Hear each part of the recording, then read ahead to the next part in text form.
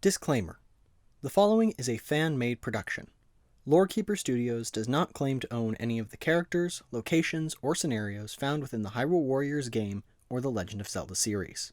All such rights are reserved by their respective owners. This production is made out of a love for the stories that have already been told, and we encourage you to support the original products. Thank you, and enjoy the show. The Angel of Destiny, Episode 1, Psychostorm. Chapter 6, Blades. The following is a continuation of the account residing in Tycalra's journal. The Blades of Destiny. These were the weapons that I had heard so much about. All the stories that I had heard back at base camp. All the legends that had been recited around the fires. All the prophecies of my eventual return to this world's history. They all foretold me holding these legendary blades. You want me to just take them? Slowly, I approached the pedestal where the blades were placed and stretched out my hand. Wait. Before you do, I want you to know what you're getting yourself into first. I stopped and turned back to face her. Much to my surprise, she wore a solemn expression on her face, almost as if she was sorry for something. I was about to ask what was wrong, but she spoke before I could. If you take those blades, you will be pledging your service to me as my guardian angel. You will go where I tell you to go, do what I tell you to do, and you will represent me when I cannot be present. Kronea, I know it doesn't sound very appealing based on that description, but I promise I'll do everything in my power to let you live how you want to, and I can Kronea, wait! She stopped speaking, as the beginnings of tears started to form in her eyes. This probably isn't the best way to say this, but you should know that I'm not stupid. I can tell you're dodging something. Something you don't necessarily want me to know about yet. Probably because you think it might influence my decision in some way. So, I have to ask, what happens to you if I don't take those blades? I told you earlier that I was responsible for repairing the paradoxes in the timeline, and that those paradoxes are created by people altering aspects of the past. Fixing paradoxes is extremely dangerous, even for me, and requires incredible amounts of energy to do. The worse the paradox, the harder the fix. Earlier, you asked what would happen if you never returned to Hyrule at any point in your future. To make a long story short, failing to draw those blades would cause you to escape, returning to this world's past, and that would create the largest paradox I've ever had to repair. Having to completely rewrite the entirety of Hyrule's history without a key member would require so much energy that it would likely prove to be fatal. In order to prevent this, I urged you to this temple, so you could draw the blades and become the man who appeared in the legends of the past. However, I am a firm believer in giving people agency, and you have a good heart. So I knew that if I had told you the truth now, you would likely draw the blades just to save me. I didn't want this to be the thing that made you decide what you should do. To be honest, I was probably going to take them anyways. I may not have necessarily lived a bad life, but I didn't exactly live a very eventful one, and I always felt like there was something more I could be doing. I'm not entirely sure why, but something about my adventures here in Hyrule have made me feel complete, as if I'm finally doing what I was supposed to do with my life. I don't need to take those blades simply because it's what's best for you. That's just an added bonus. I need to take those blades because it's what's best for the both of us. Kronea smiled at me and breathed a sigh of relief before uttering a hushed, Thank you. I turned back around to face the blades and stretched out my hand and clutched the hilts of the swords. With one strong pull, I slid the blades out of the pedestal in which they had been held and raised the one in my right hand triumphantly into the air. For that brief moment, the world stood still. I looked up at the sword to truly take in its full form. The blades themselves glistened in a glorious rainbow of light coming from the stained glass windows behind the pedestal. But the way the light reflected on the blades, I would have almost said that the light was coming from them. The hilts were firm and comfortable and seemed to conform nicely to my hands, and the swords themselves were fairly light, which allowed me to easily and gracefully swing them around without taking much of my strength. Blades now in hand, I turned back to face Kronea, only to see her holding a matching pair of sheaths, both carefully and intricately detailed with a host of weaving patterns and designs. She wore a faint smile as she extended them out towards me. May I present the first of many gifts I have for you, the holders for your blades.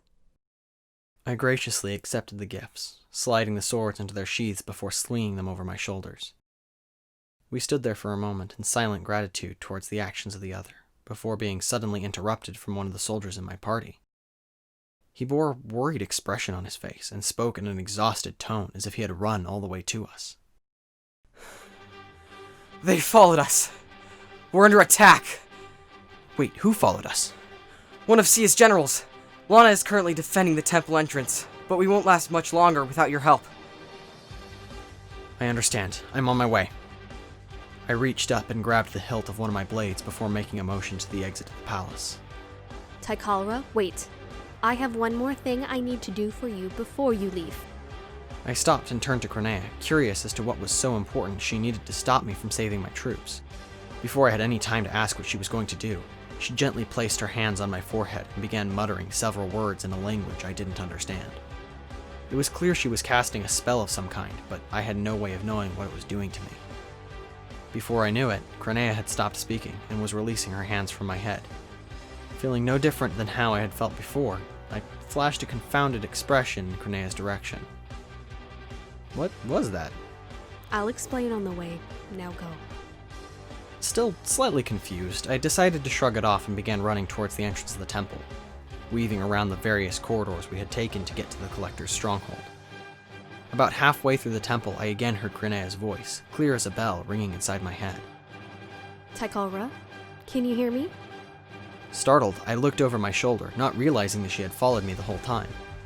Much to my surprise, she wasn't anywhere to be seen. You won't find me that way. I'm still back at the Collector's stronghold.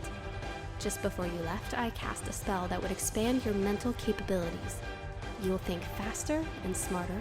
You'll remember things longer and easier, and most importantly, you are now open to psychic links with other similar minds.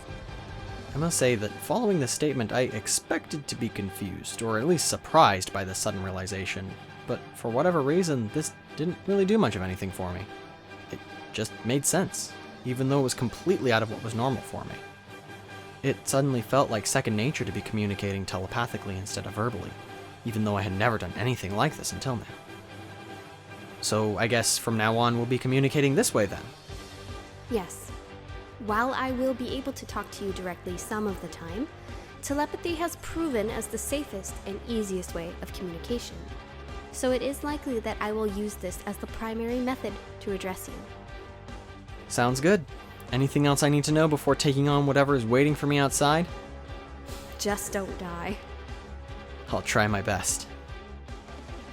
With the entrance to the temple drawing closer and closer, I could see my fellow soldiers holding a defensive position just outside, with Lana relentlessly firing spells to a location out of my view. As I stepped outside, I once again used the difference in my density to leap over the soldiers' heads, just as I had done with the Dodongo, and landed shortly in front of them, creating another small crater in the ground. I could hear the cheers of my comrades as I now stood facing our enemy.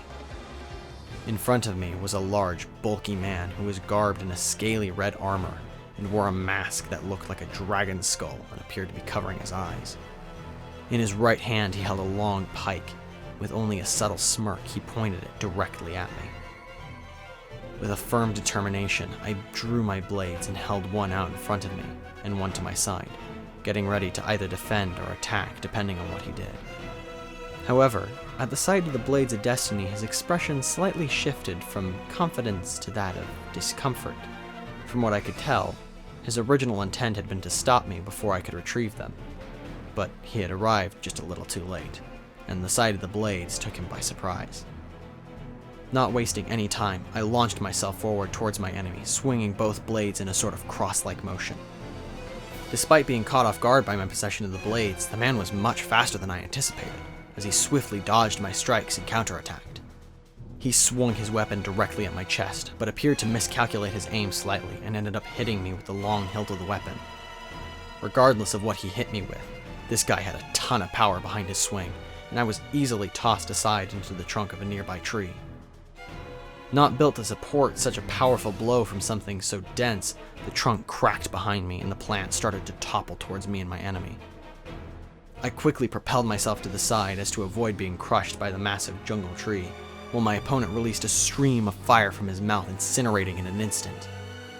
Hoping to take advantage of his distracted state, I rushed towards him once again and swung my blades toward the joint in his armor that surrounded the inside of his elbow.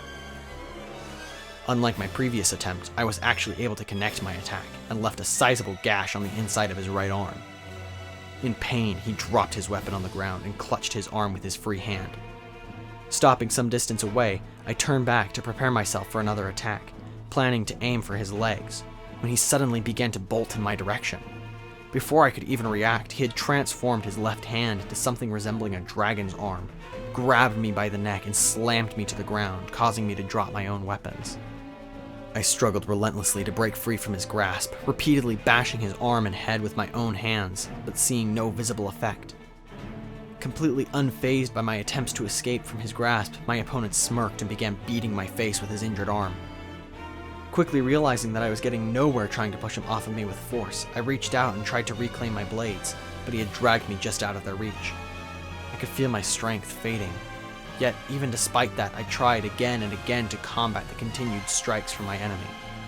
But nothing I did had any effect on him.